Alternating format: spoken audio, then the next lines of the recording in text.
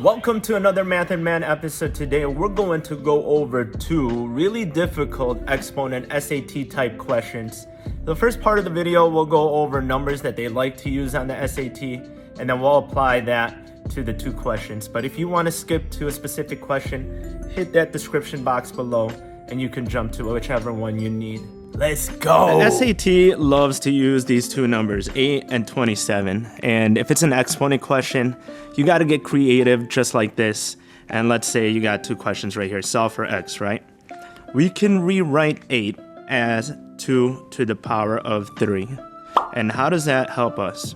So look at the question to the right here.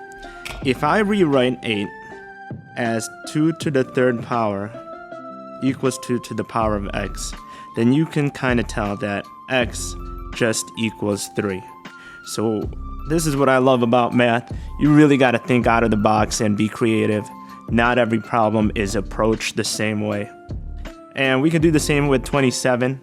27 is the same as 3 to the power of 3, right? And similar to the one above, 27, let's just say that's 3 to the power of 3 equals 3 to the power of 2x plus 1.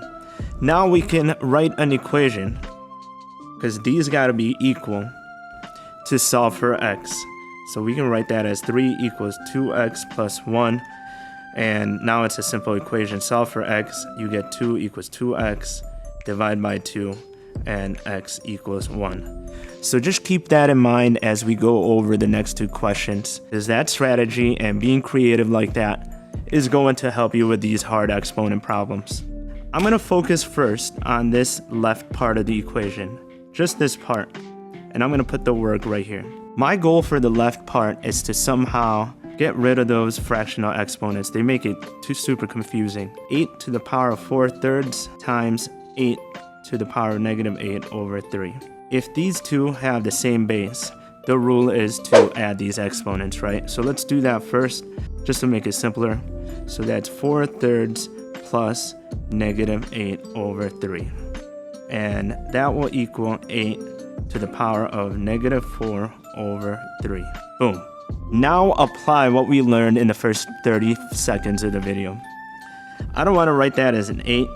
And if I exchange that to 2 to the power of 3, because those mean the same thing. 8 is the same thing as 2 to the power of 3. You're going to get some mathematical magic right here, because it's going to get rid of that fractional exponent. If you got a power of a power, the rule is to multiply the exponents. So that's just 3 times negative 4 over 3. And 3 times negative 4 over 3, boom, you got rid of the fraction, is just negative 4. And when you got a negative exponent, all you got to do is flip it to the bottom. So that is the same as 1 over 2 to the 4th power. And from that, it says all of that, so all of this equals 1 over 2 to the 4th, right? And we're trying to get m. And you can kind of see what the answer is. And that says equals 1 over 2 to the m. And what is m? M is going to equal 4. If I had this question right here, I want to get rid of that fraction first. That's my primary target always when it's an SAT question with fractional exponents. So how do you get rid of that? You got to be a little creative here.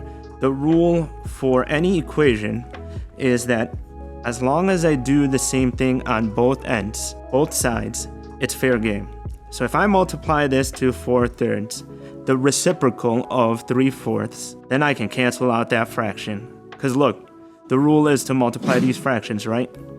If you got a 3/4 times 4/3, that is going to equal a to the first power. You don't even need to write that one. You can if you want to. On the right side, let's simplify 8. And instead of writing 8, I'm going to write 2 to the power of 3. Because those mean the same thing. Times 4/3. And you can kind of see the same thing on the left side. The fraction of 4/3 is going to cancel, because 2 to the 3rd times 4 over 3 equals 2 to the 4th power. So now I got what a is. I don't got any fraction exponents, no negative exponents. It's clean, guys, it's clean. And we're gonna use that to substitute it right here for this value of a.